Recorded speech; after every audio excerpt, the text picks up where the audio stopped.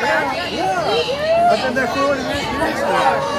I'm loving it. Yeah, I got a gallery space. I need to come see it. Yeah, please. You ever come back that way? No, but I was like thinking like when I thought I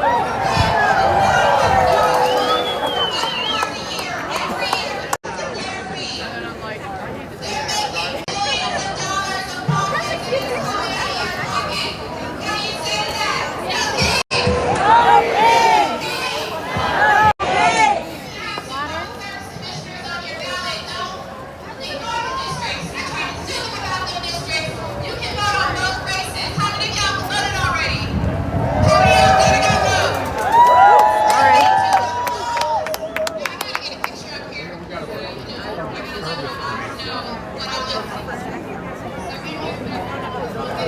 I got a really bucket going.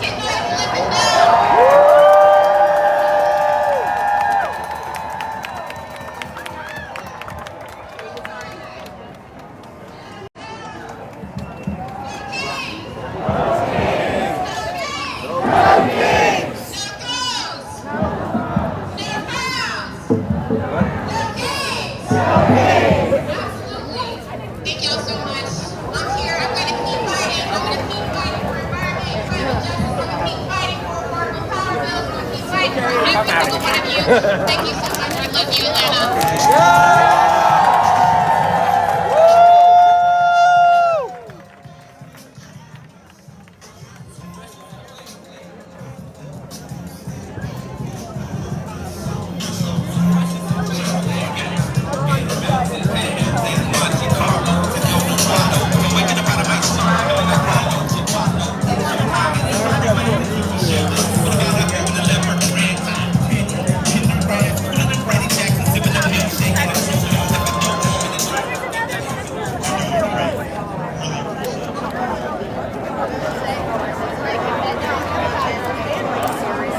Next up, it is a complete pleasure. We're changing this mic every speaker. Isn't that something? We appreciate it. Look, let me tell you, there's some people who fight, and they fight, and they fight, and they fight for all of us. I can honestly tell you, Georgia Equality is one of the organizations that fight for us every damn day. Every day.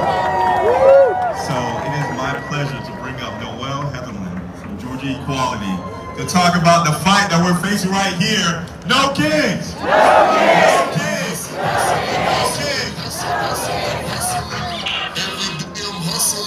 Every day I'm hustling.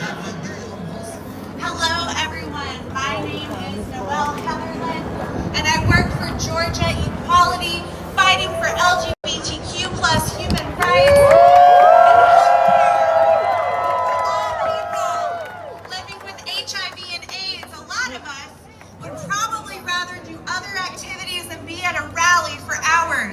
But you know what I dislike even more than standing outside for hours at a time? Sitting silent. But you know what I dislike even more than standing outside for hours at a time? Sitting silently while certain politicians try to villainize us for being our authentic selves. I will not be quiet when certain people who are hungry for power try to dehumanize people I love. I was a kid growing up in rural South Georgia. I was kept from knowing LGBTQ plus history. There was a ban on DEI in my own home because I grew up in a cult. Yes, that's right, a literal cult. In fact, there's documentaries that have been made about the cult I was in. I was told what to wear, how to have my hair. We weren't allowed to have TV. Little girls were raised with the primary purpose of being a well-trained wife and mother to uphold our fanatical belief system. And you want to know where some of the folks work that were a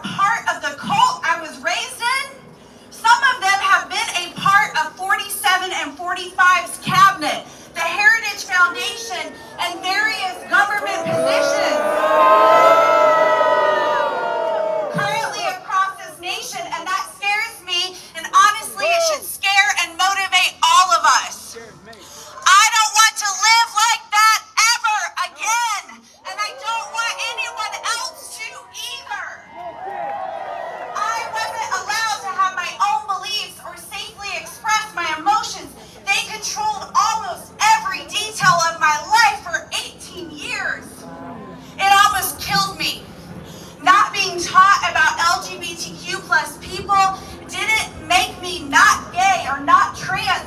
What having LGBTQ plus information banned from my childhood did do is give me a lifetime need to learn to accept myself and heal the wounds from not knowing my community and my personal value.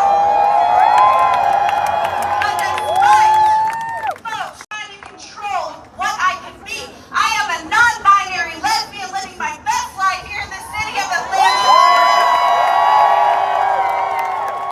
Resistance is not letting other people define us, and instead defining ourselves. It is knowing who we are in our hearts and opening our hearts to our neighbors. Resistance is teaching each other our history. It's embracing people who you may not understand or always agree with. Transgender people have been the brunt of a barrage of hateful attacks for the last couple of years, in spite of being at the forefront of the liberation movement. Our ancestors, Marsha P. Johnson, Sylvia Rivera, Miss Glazer, Harvey Milk, just to name a few of the Stonewall Riot era greats, persisted even though their path was not easy. We look back to the days of ACT UP and everything those activists did to disrupt business as usual during the HIV and AIDS crisis, and vote their names for bravery and tenacity when you feel like you're close to giving up. Throughout history, we have always come up against people trying to stop progress. We saw folks try to stop interracial couples, gay marriage, desegregation, all these things opposition. But just like we succeeded in those times, we will succeed in stopping fashion and defending our freedom. Together, we will hold hope for each other until the day we can say we won. Together, we will hold hope for each other until the day we can say we won for interracial relationships, we won in gay marriage, we won in desegregating, and we won for the equity and safety of all human beings, including our transgender siblings. Part of our work at Georgia Equality is doing faith-based organizing, connecting with faith leaders who care about social justice. I see clergy, reverend, rabbis out in the crowd, and I know many of them will be leading the march to follow the rally, because God, whatever that means to you, is for us too. God belongs to us too. Spirituality and faith-based resilience isn't just for other people. We too are made in the image of all that is sacred and holy, and we too can tap into the strength of the universe and the peace and comfort of the Great Spirit. I encourage you, find your own connection with faith, whatever that looks like. Sometimes tell us when we are feeling overwhelmed. I would like to close with us saying a couple of statements together. Repeat after me. I am a force to be reckoned with. I am a force to be reckoned with. We are a force to be reckoned with. We are a force to be reckoned with. I will co-create a world where queer and trans people thrive. I will co-create a world where queer and trans people thrive. We will co-create a world where queer and trans people thrive. We will co-create a world where queer and trans people thrive. If people can hate people they don't know, I can love people whether I know them or not. So, looking out at all of you, I say, I love you, and I will see you after the rally when we march to the Capitol.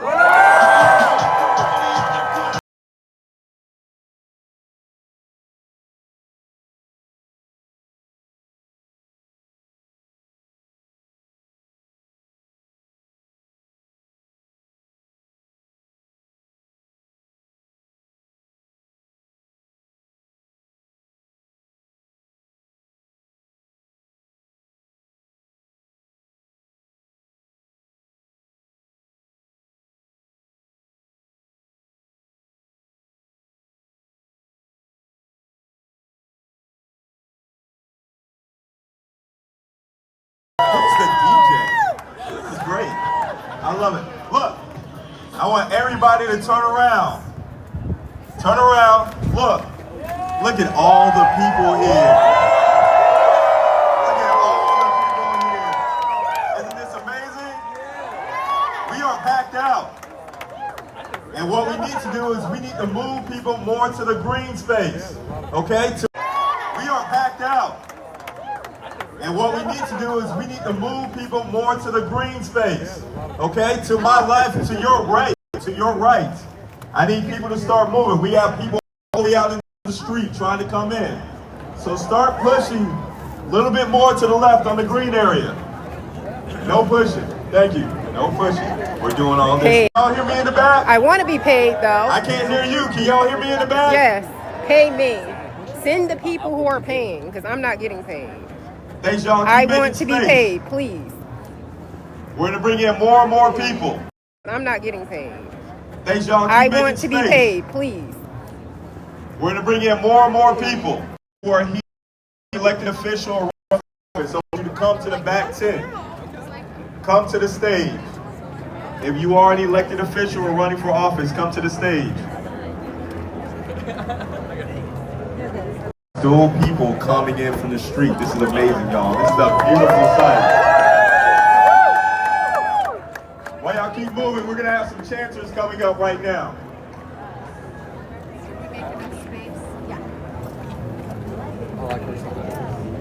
Now.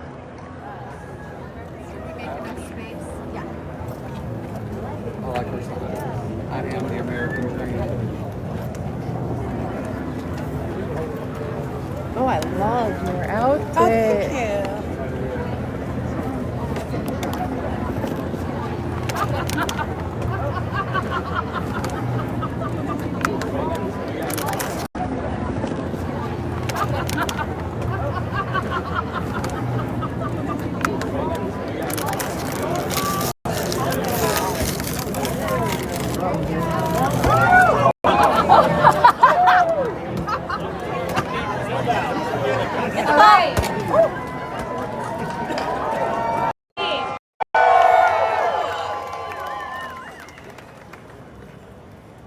Repeat after me.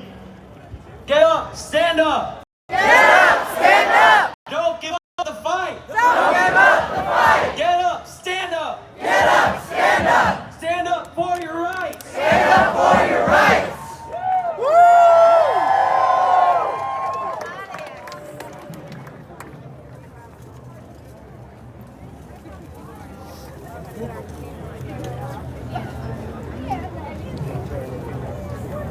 There we go. Hey, really appreciate it. We're going to have a little bit more room. Y'all can move a little bit more to your right. I still see people coming in. Good. Still see people coming in. Good.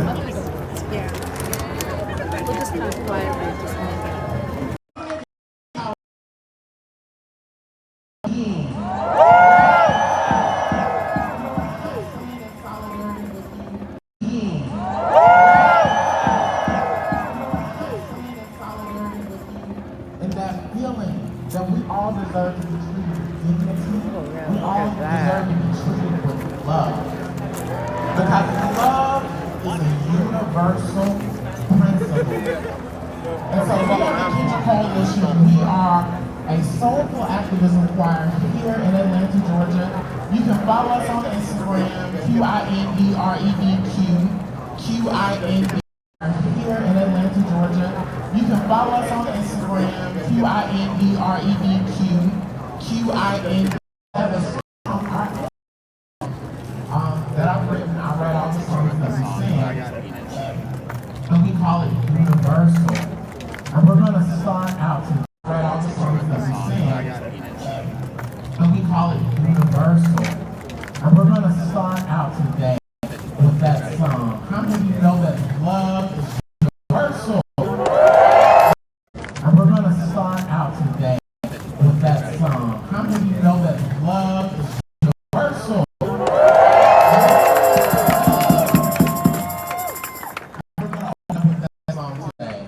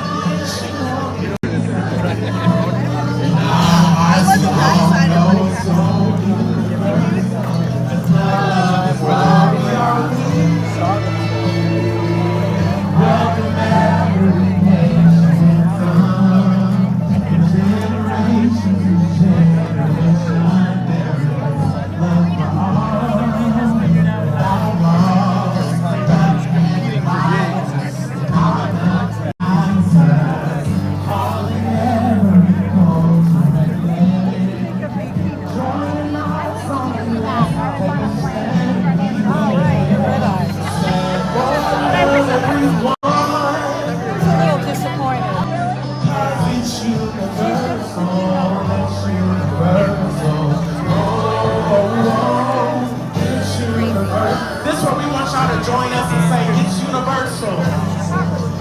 Say, it's universal. Say, it's universal.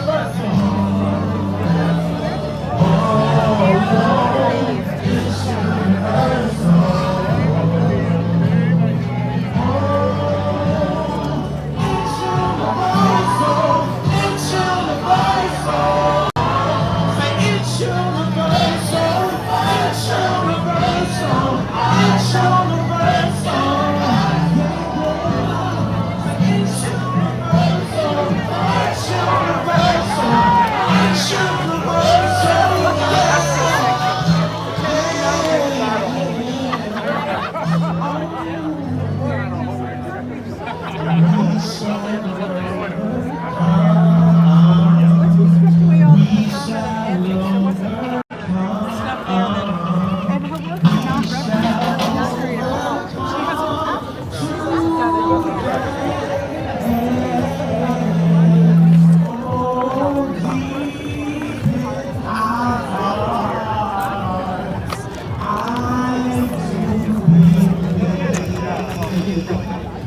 We shall overcome today. Make some noise if you're a human being. Make some noise if you will resist.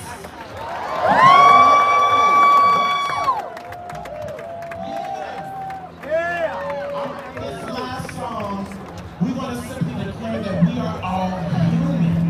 Right? We all deserve to be treated with dignity. But that's simply fact. Because we are all human. And this song simply says that.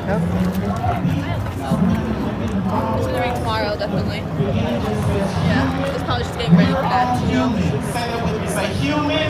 Human. We're all human. We're all human. Say human. Human. We're all human. We're all human. Yeah, let's go. Let's get it. Come on, come on, come on. Put those hands together. Come on, come on. Yeah, come on. Let me hear you right there. Say human. Say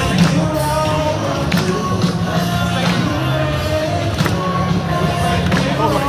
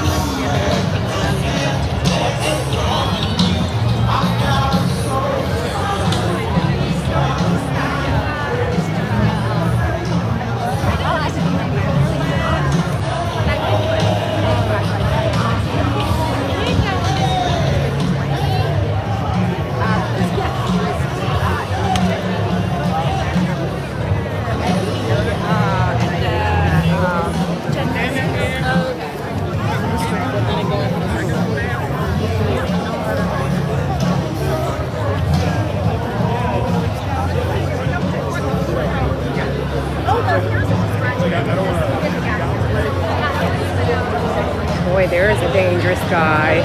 The only reason that I actually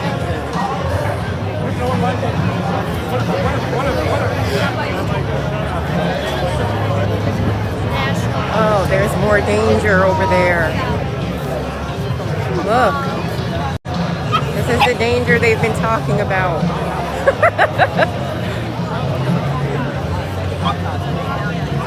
Oh, I'm afraid.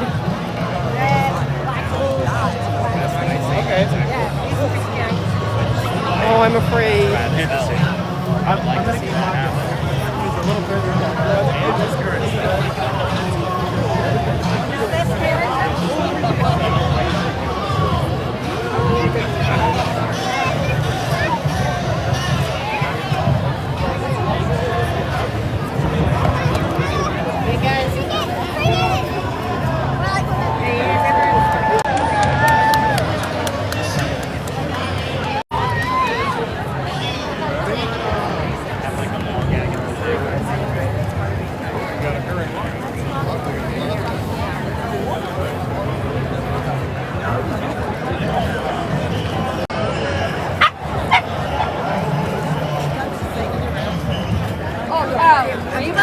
Uh-oh, danger, more danger.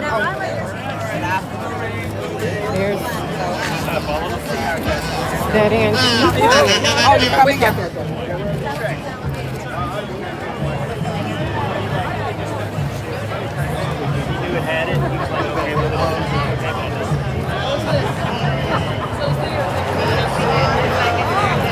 No, did you have the California? Did you have one? That would probably have been. There's some dangerous bubbles being blown.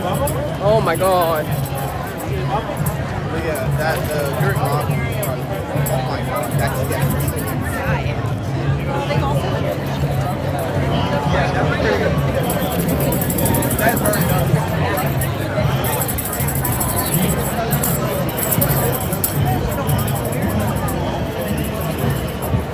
Lily.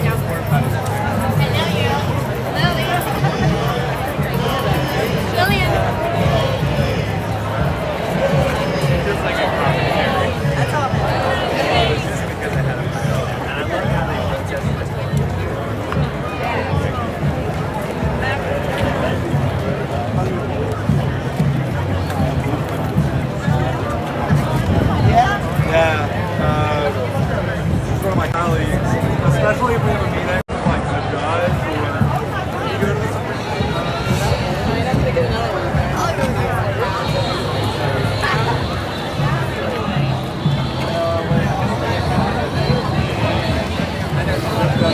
about the stage.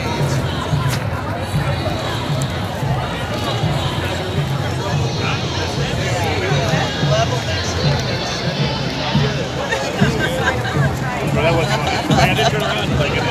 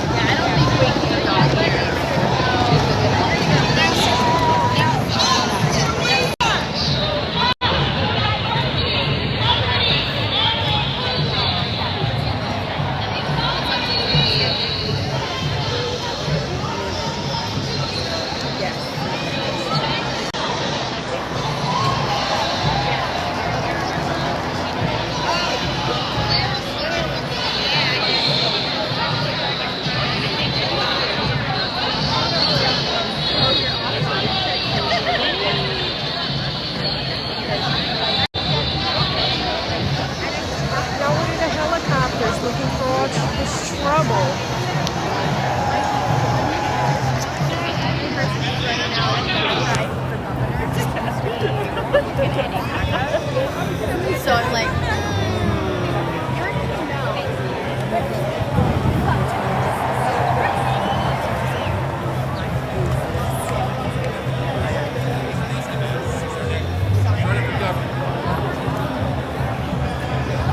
It's our next governor talking right now, Jason Estevez. Let's go get some leg rides.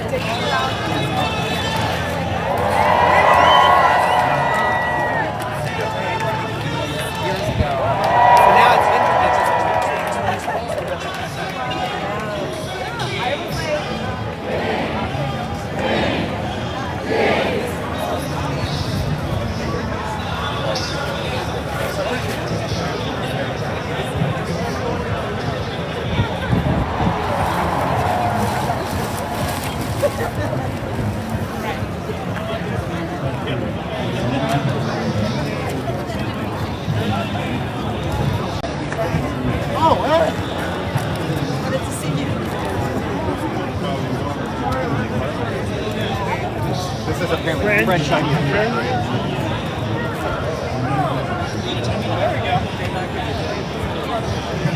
Go ahead and do some community organizing if you're interested.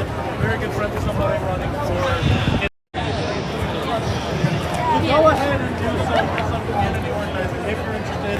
Very good friends with somebody running for Atlanta City Council.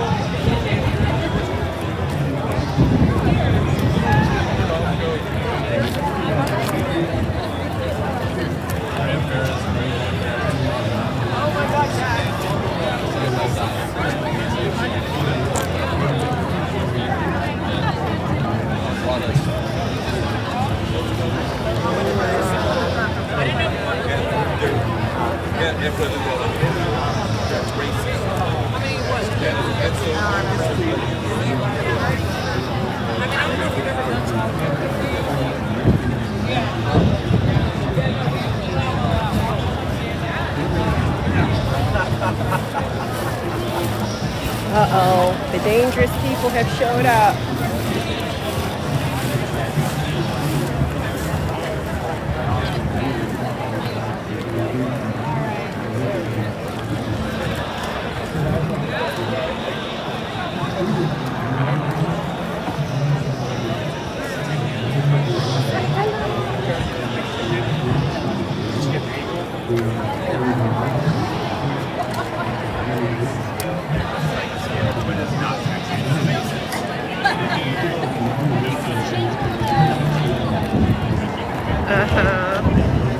Oh, look at that.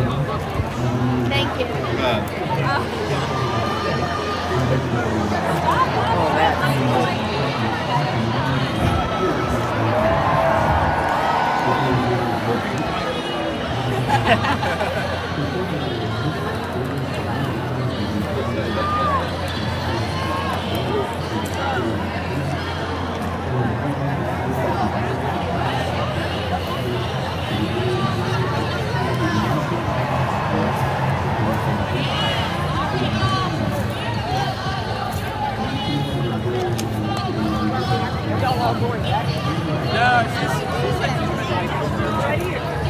She's not a big hiker, but she's like, I get why people here are hikers.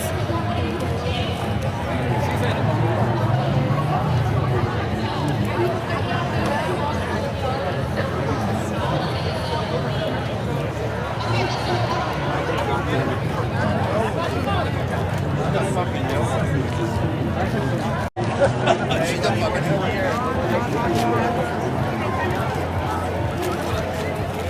Not afraid to speak from emotion.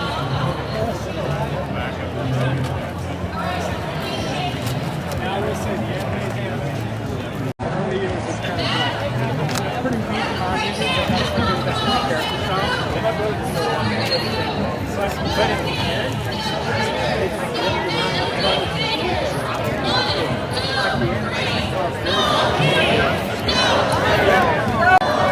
actually lived in Japan for 9 years. Yes. No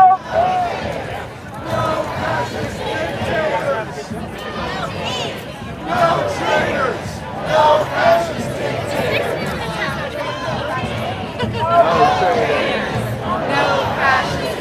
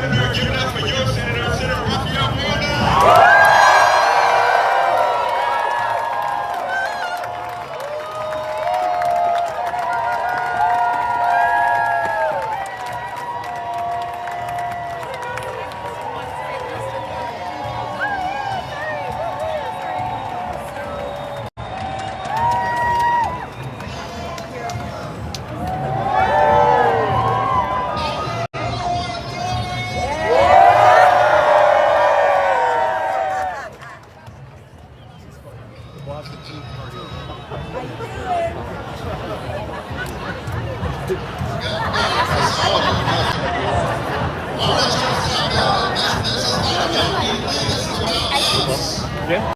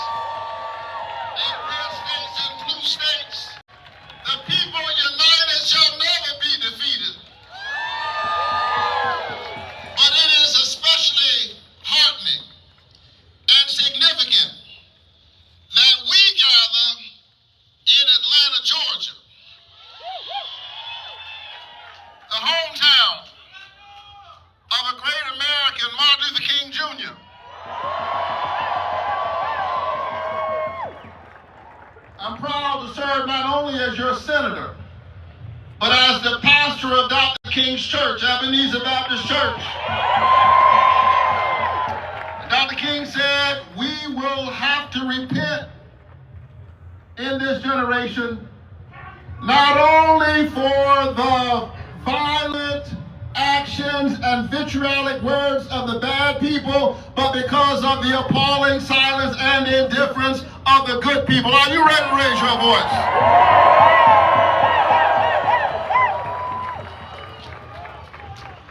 And so it's so important in this moment that we stand up. It is so important that we make sure our voices are heard. I'm coming to you, brother. I promise you I'm coming for you. I'm coming for you. Give me a moment. I'm coming for you. I promise. I promise you I will. Because I'm on your side. I agree with the humanity of all people. I agree with the humanity of Palestinians, of Israelis, of children on all sides of the track, of Ukrainian children, red, yellow, brown, black, and white, young and old, rich or poor, gay or straight, because we are all God's children, and we're standing up on this movement. I'm deeply concerned about what's happening in our country. I heard an American president stand up the other day and say to generals in our military that we got to stand up, he said, against the enemy within. Listen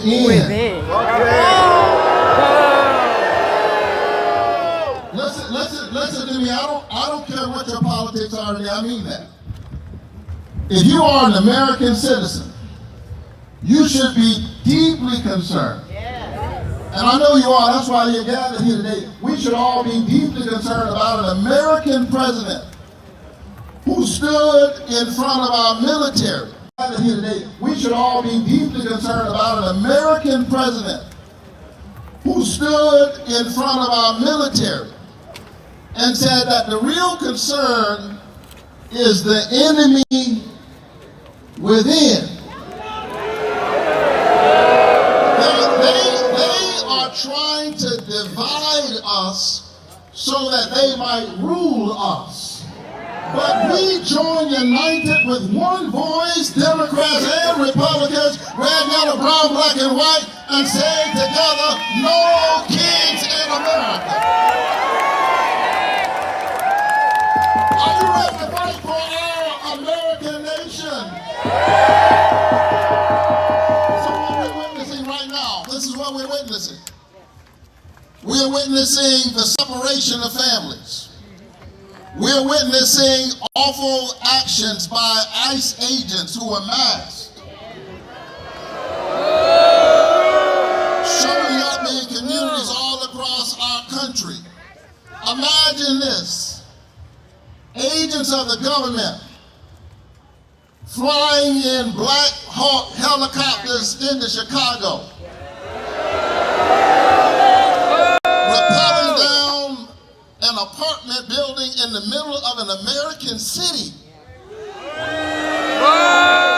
literally separating black people from brown people. Yes.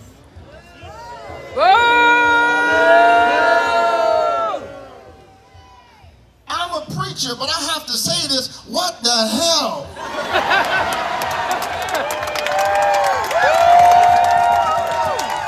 is happening?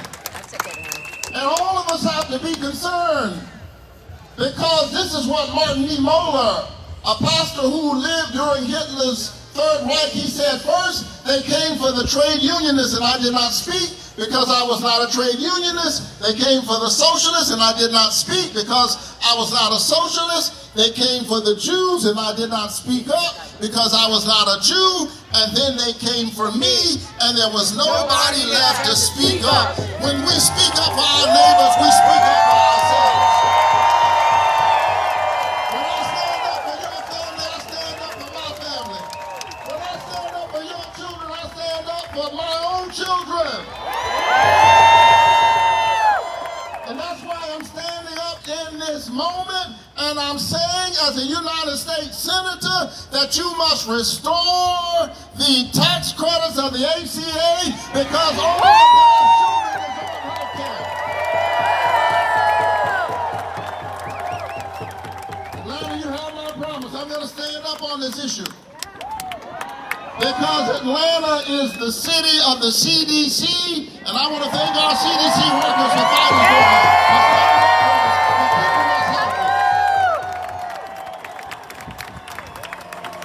CDC is not the enemy.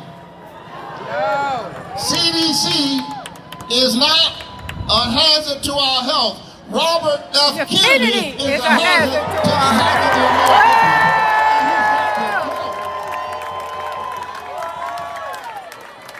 So let's stand up in this moment. I know that it is painful. I don't take any of my votes lightly. We need to reopen the government and extend health care. We don't have to do one or the other. We can do both at the same time. And so isn't it interesting that the folks who have taken health care from 15 million Americans have health care. The folks who are raising your health care premiums, have you opened up the portal to see that your health care premiums are doubling? Yes. Tripling, quadrupling, in order to give a tax cut to billionaires? Yes. And now the same folk who are taking your doctors away are now trying to doctor the match by engaging in gerrymandering, by trying to squeeze your voices out of the democracy. There's a word for that. It's called fascism. And so in this moment, let me say to you, do not give in to those who are trying to weaponize despair. They are trying to convince you that they have already won. And if they convince you that they have already won, then you lose your fight. But you must never lose your fight. You must never lose your courage. You must never give up your voice, because your voice is your human dignity. And your human dignity is connected to your destiny. And our destiny is the American people.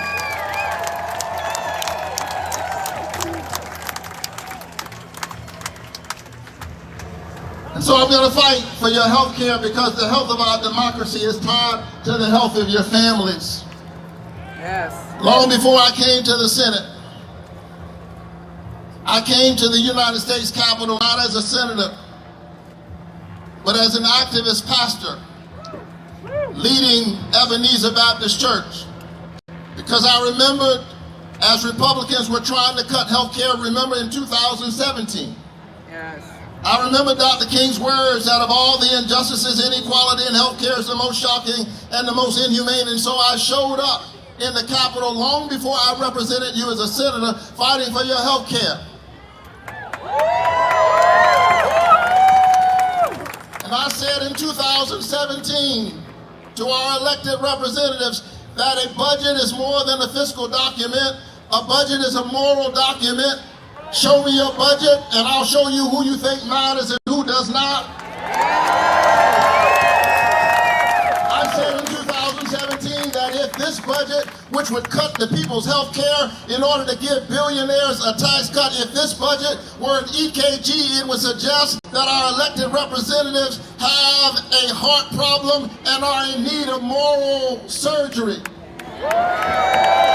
And so I showed up in 2017 to perform moral surgery on those who allegedly represented us, but were trying to take our health care. I'm saying to you that when you show up on a Saturday morning like this, let me tell you what you're doing. You are the moral surgeons in America who are trying to heal our country. Heal us of the divisions. Heal us from the hate. Heal us from the bigotry. Heal us from the short-sighted, craven politicians who would literally hear 30 and 40-year-olds on a group chat using all kinds of ugly and racist and anti-Semitic words. That's not my America. And so let's send a clear message to Washington. I'm done. As I close, and nobody believes a Baptist preacher when he says as I close. Everywhere I go, people are literally grabbing on me and they're saying, keep fighting for us, please fight for us.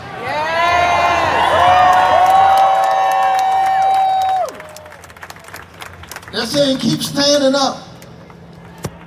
They look at the preacher and they say, give them hell. Keep fighting for us.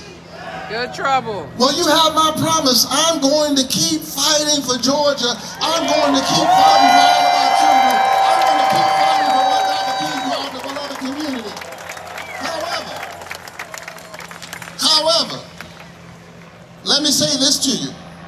While I will continue to fight, I can't really fight for you. You cannot outsource democracy to anybody. Yes. You cannot outsource citizenship. Yes. It takes all of us. That's why they're trying to divide us, because when all of us stand together and raise our voices, we win. Are you ready to win?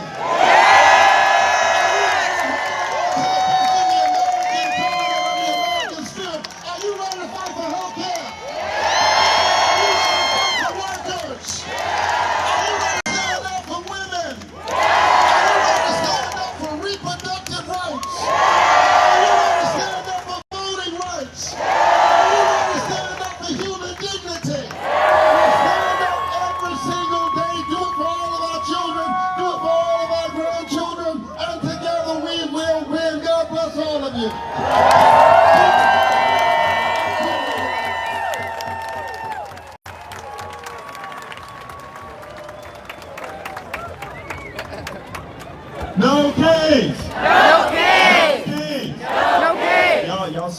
up here with his Morehouse shirt on, right? Y'all know it's Morehouse homecoming. So on the count of 3, I want y'all to say, Happy Homecoming, Senator, okay? 1, 2, 3. Happy Homecoming, Senator! Perfect. Y'all love that speech? That's amazing. That's why he's your U.S. Senator. That's exactly why. Next up, we have a very important organization, Jamel Hill, with Georgia People's Campaign, Georgia's Poor People's Campaign. She's going to come up and tell you about the amazing work that they do. So give it up. Let me hear the crowd. Bring it up, Jamel. Right here.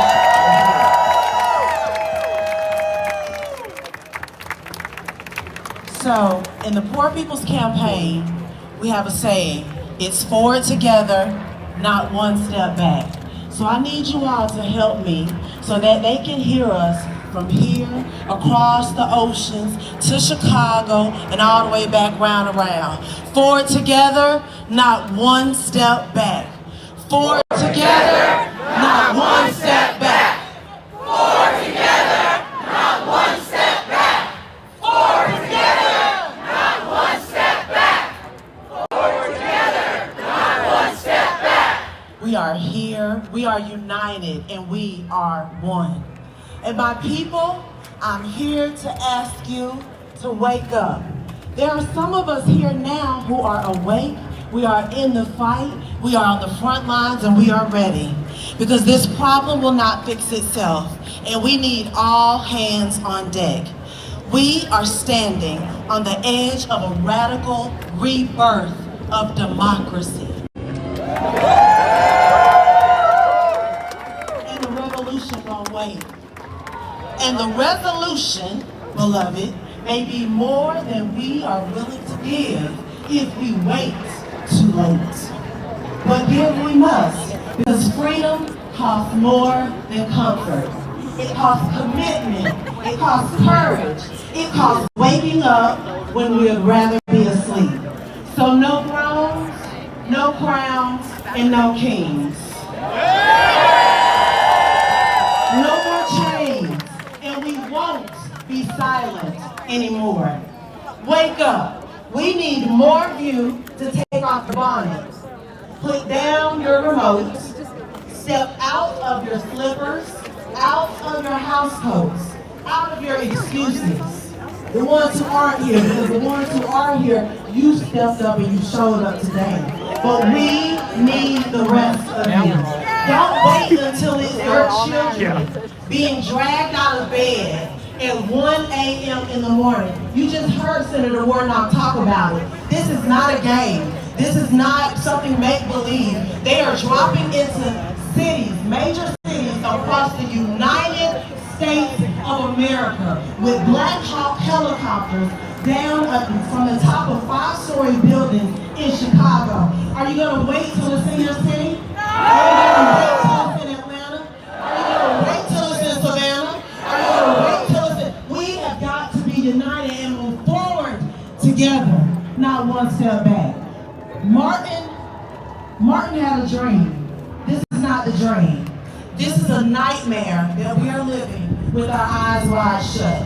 They're raiding our neighborhoods. They're filling U-Hauls with American children.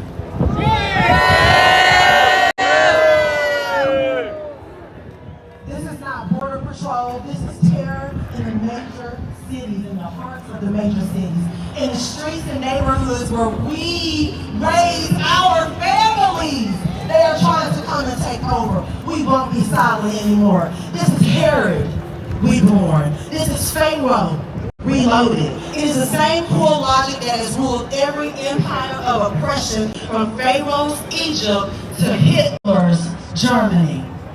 It's not very different if you go look at the playbook. I'm here to tell you. When the powerful fear the people, they start by silencing the children. They traumatize them to control their parents. They weaponize fear to destroy the future before it can grow strong enough to resist. But we are not an insurrection. We are the resurrection. But listen. Can you hear them? The cries of the mothers echo across millennia, from Bethlehem to Birmingham, from Egypt to Chicago. Mark my words, I stand here today. They would not be fighting us this hard if they were not afraid. And someone's gonna ask, afraid of what? Afraid of us people linking arms. Afraid of us, the poor and the marginalized. Afraid of a new moral, it's okay to say that word, a moral budget, a moral majority. Yeah, we need morality back in government. That and billionaires or bigots. Afraid that we will remember our power. Afraid that we will show up. Afraid we will speak out. Afraid we will vote. But y'all, I'm here to tell you, we are the majority, but we act like the minority. When we sit out, sleep in, and scroll past. And so I'm asking you, I'm pleading with you, wake up, get up, rise up, call the Senate, call Congress, tell them no to deportation, no to Medicaid cuts, no to $4.5 trillion in tax breaks for the rich, while we bury the working poor. So I ask you, join us at the PSC hearings on the 21st to the 23rd. Movement map tells us if you tell 5 people to tell 5 people to tell 5 people, now 125 people know. Go tell somebody. Scream it from the mountaintop. And then vote like your life depends on it. Because someone else does.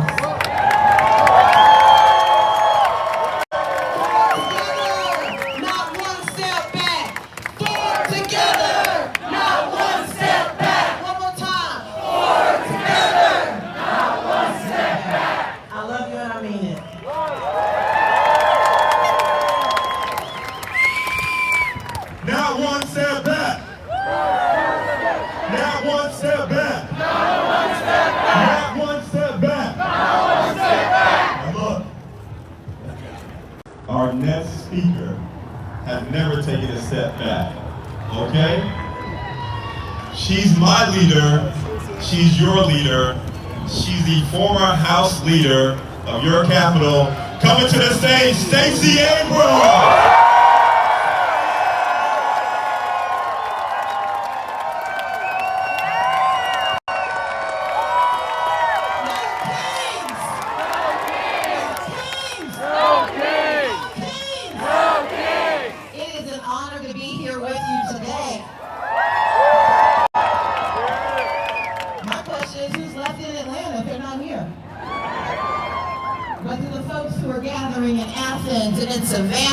Who are gathering in Kansas and in Ohio, who are gathering in Mississippi and in New York. We are in this together.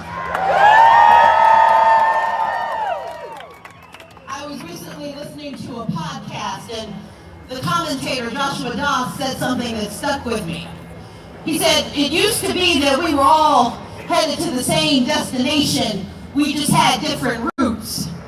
We all believed in the theory of democracy and what democracy could deliver, but we had some philosophical differences about how we were going to get there. Back when we had maps and not GPS, we were plodding along an atlas trying to figure out what was the best way to get there, but where we stand today, we're no longer fighting about the route, we're fighting about the destination. You see, on one side, you've got some proto-fascists who believe that where they should be is not where the rest of us are. You see, the route they want to take and versus the route we want to take, we've always believed that the route that we should take, the route we should take to get to success is democracy. That if we are all moving together, we may move at a different pace. We may have a different reason. We may have a different way to get there, but the route we were going to take was democracy. We were going to use a pluralistic democracy, a multiracial, multi-ethnic, multi-gender, multi-identity, multi-religious. We were going to have a democracy that looked like all of us. That was our route. But on the other side, they decided that the route they wanted to take was not democracy, but authoritarianism. What they want to do is they want to tell us that only some of us are going to get to be there. that they want to take our rights and our liberties. They want to deny our identities and our opportunities. That they want to aggregate their power and steal ours. They want to take the route of autocracy. But what I'm more concerned about is the destination. You see, the destination I have in mind, the destination this nation was built on, was a nation that sees all and serves all and stands for all. That's the destination. And yet we are living in a moment where ethno-fascists are in charge of the government, when Christian nationalists are making economic policy, when we have a secret police telling us who we are. Their destination is division. Their destination is destruction. And their destination is denied. We will not go back, and we will not let them turn us around.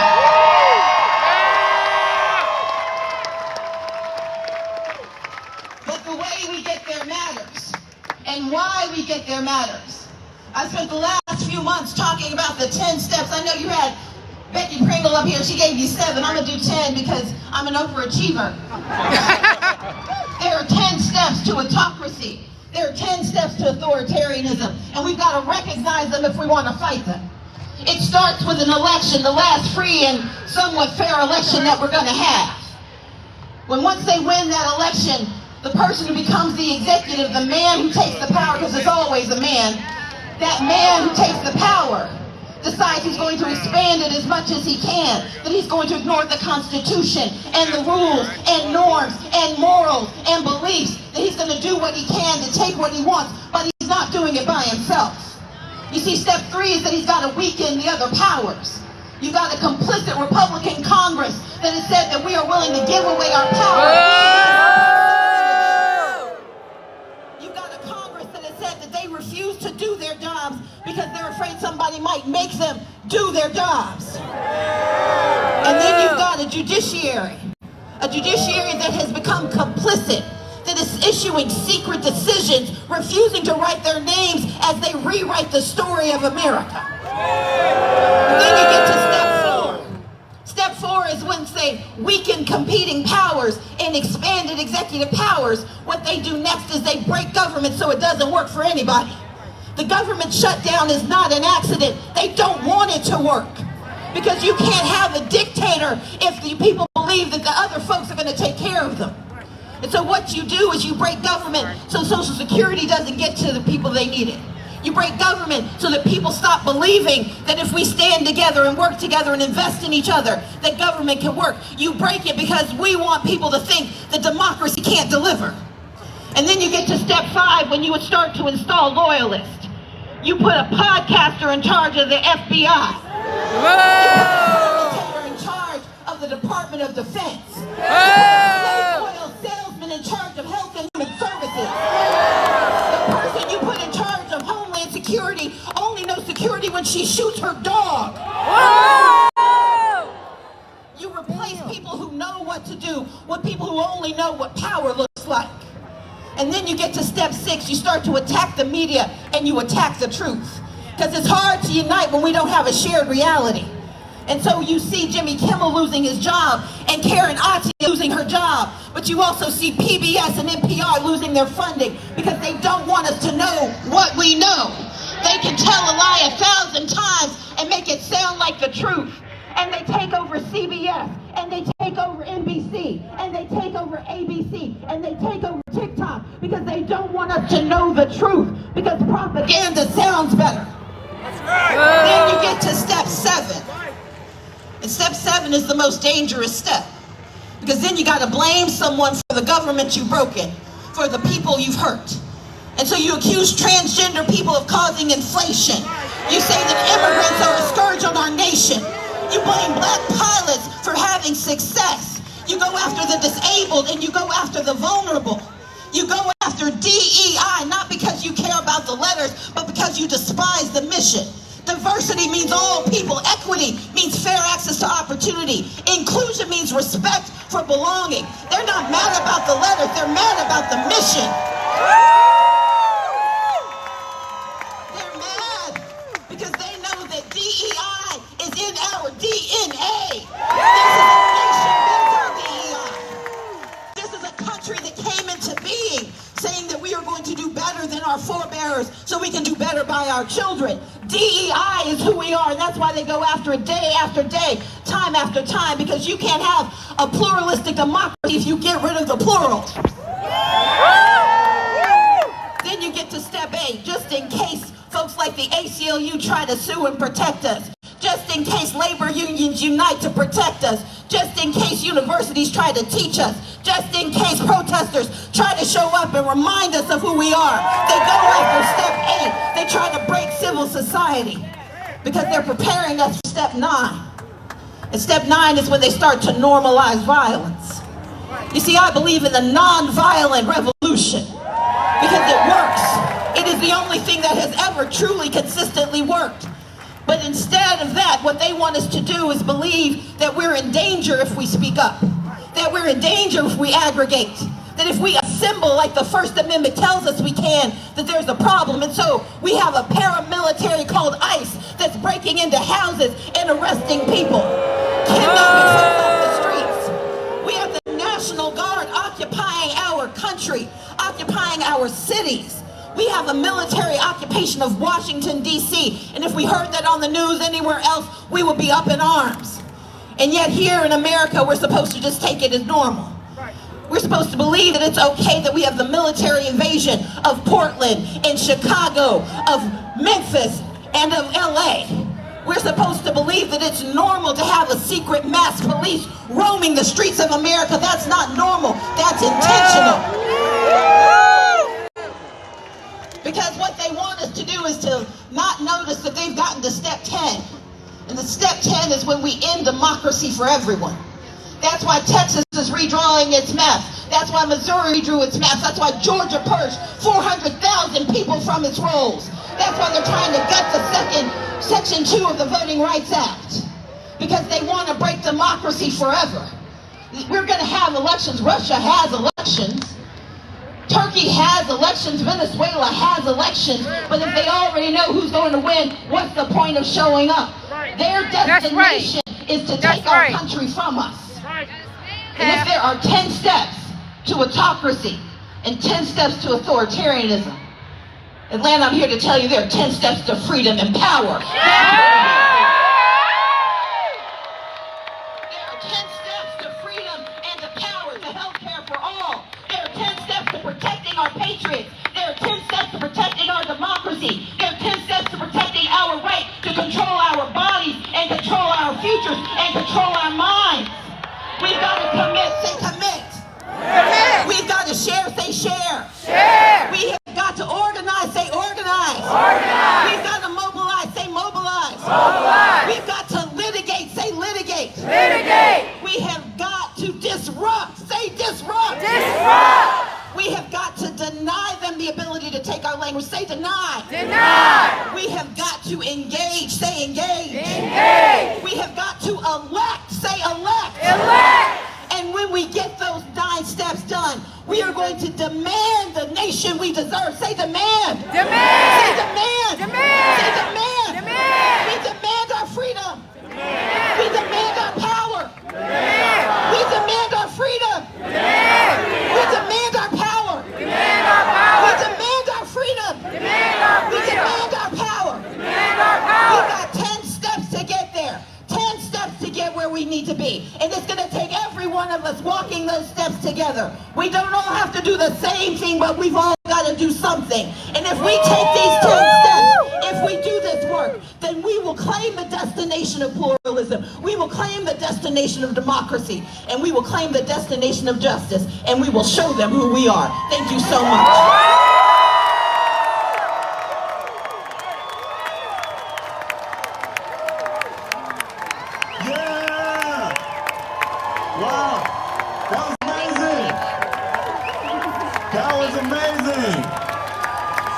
Y'all are not shouting loud enough. That was Stacey Abrams.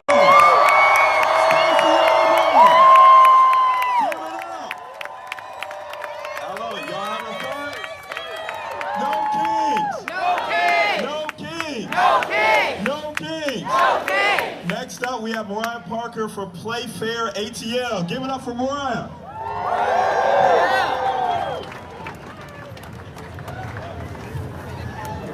ATL, how y'all doing? I said, how y'all doing? Are y'all feeling mighty? Are y'all feeling powerful? Are you ready to take back our democracy? All right, my name is Mariah Parker. I'm here with the Union of Southern Service Workers as well as Playfair ATL, a coalition of housing, immigration, and labor justice groups coming together to ensure that the World Cup here in Atlanta in 2026 is fair and equitable and serves all Atlantans, not just the wealthy few. Quick little survey. Who here remembers the 96 Olympics? The 96 Olympics reshaped Atlanta, but at a heavy cost. Black communities were displaced, unhoused people were criminalized, and public funds benefited corporations instead of residents. So what I think I hear y'all saying is, y'all not trying to go back to 96. Are y'all trying to go back to 96? Do you believe that the games here in Atlanta next summer can serve the working people of this city if we fight for it? We will not let history repeat itself. The World Cup or beyond. We know that these 8 games coming to Atlanta next summer each have the estimated impact of a Super Bowl. A Super Bowl, y'all. And who should that money go to? Who should that money go to? It's gotta go to the people. It's gotta go to the hardworking people who make this city run. If you're with me, let me hear you say, we make this city run. We believe that when the city hosts mega events like these and undertakes big projects like the World Cup, they should create good jobs, prioritize human rights, and protect immigrants, and strengthen, not divide our communities. We can't host a world-class World Cup that reflects our values: good jobs, better transit, environmental protections, immigrant and criminal justice, equity, and a fair city for everyone. That's why we need your help. Atlanta, we can't do it on our own. Are you with us? Atlanta, are you with us? Are you ready to fight for affordable housing, not criminalization? Are you ready to fight with us to end the displacement and arrest of unhoused people? Are you ready to ensure labor rights for all workers involved in the games? And are you ready to fight alongside us to get ICE out of our city? And ensure that local businesses work with our coalition to ensure ICE-free zones. If you believe we can win all that, let me hear you say, I believe that we can win. And don't just talk about it, y'all. Be about it. I need y'all to go to playfairatl.com and join our movement so we can make this games in the city what we know working people deserve. So that's, let me hear you say playfairatl.com. Now let me hear you make some noise if you're ready to get in this fight with us.